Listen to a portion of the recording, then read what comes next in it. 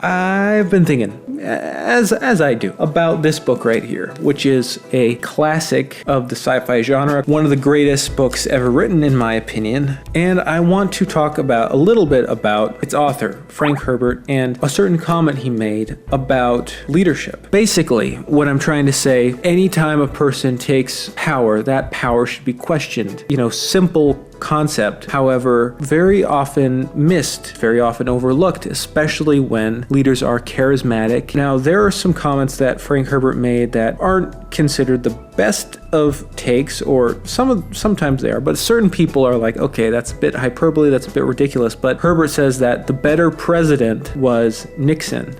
The recent presidents when he was alive was Nixon, because Nixon taught people to not trust the government, whereas Kennedy was very different. I think that our society was formed on a distrust for government, and we seem to have lost that distrust of government.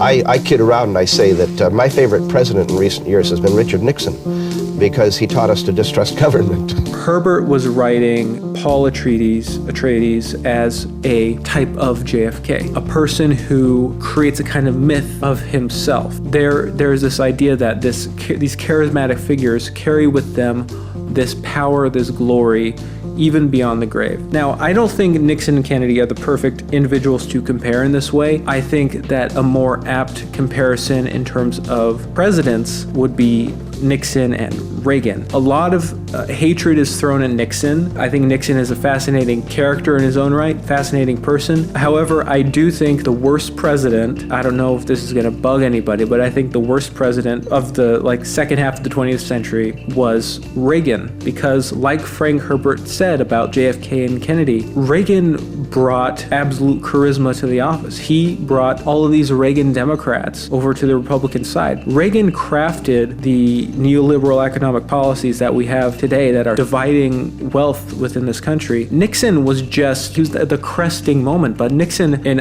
it's very hard to even compare the damage that these presidents done. Obviously Nixon, horrible president, Vietnam, total horrible. Yet that horror was so on display because Nixon was a fucking lunatic nerd. Nixon was just a big weirdo. Let's just face it, he was very uncharismatic, a person who was obsessed with putting on this image of positivity when he was anything but. He's a very dark individual, kind of tortured brain, and this kind of quality made it so transparent, so easy to pick on him in a sense while he was in office and look and see the hypocrisy, because he was bad at lying. He couldn't even convince himself of his own abilities to handle the situation, full of insecurities, etc., etc., etc. Shakespearean character shows how fucking messed up and ridiculous the United States government is. The hypocrisy, corruption, just absolute masterclass in exploring and showing to the people the issues, totally collapsing this faith in the US government, which I think was a necessary thing. Obviously, it was not worth the damage that was done, comparing that to a figure like Reagan, a figure who's in some ways like Paul Atreides, while the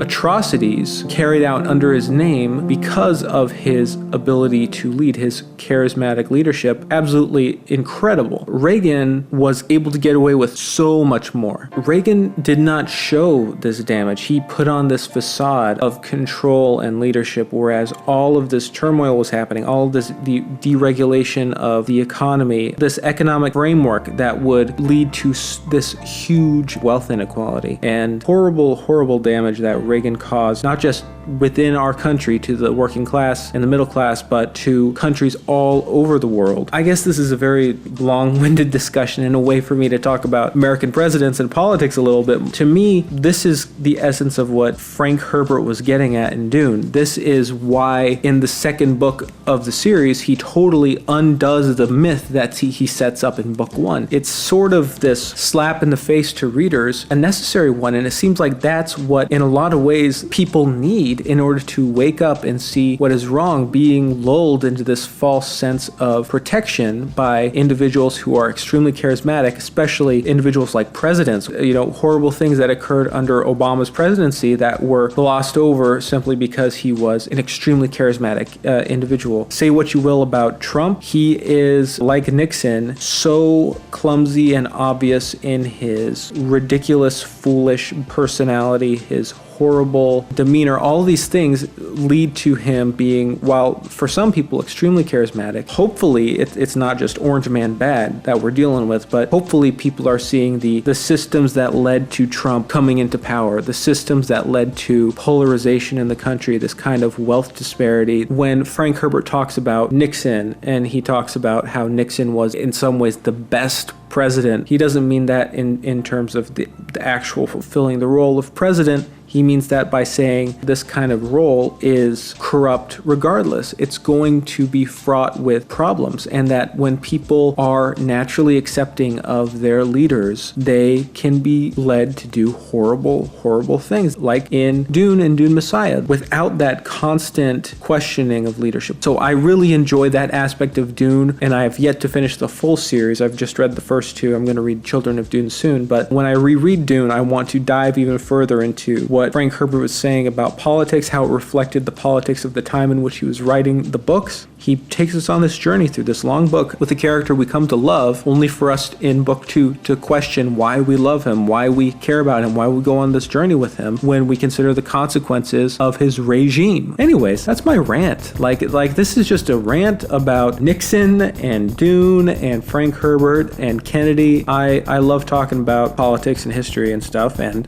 science fiction, so hopefully there are some out there who find this interesting, because I found Frank Herbert's comments interesting. So what does everyone think about Frank Herbert's message? That's my take. I hope it was enjoyable. Thanks for watching. Like and subscribe to Man Carrying Thing. What does man carry? Man carries Dune. Duh.